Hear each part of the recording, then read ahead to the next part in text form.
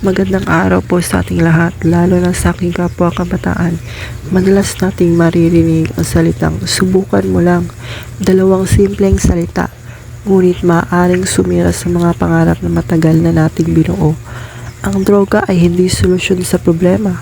Unti-unti nitong sinisira ang ating kalusugan, kinabukasan at tiwala ng ating pamilya. Hindi kahinaan ang humingi ng tulong. Ang tunay na matapang ay ang marunong tumanggi sa maling alok at pinipiling ipaglaban ang sariling pangarap. Ang tapang ay hindi pagsunod sa iba, kundi ang pagpili ng tama kahit mahirap. Mga kapwa ko kabataan, huwag nating ipagpalit ang ating kinabukasan sa panandaliang kasiyahan.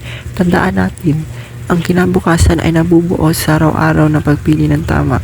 Kaya sabay-sabay nating sabihin, buhay ang piliin, droga ay tanggihan. Maraming salamat po.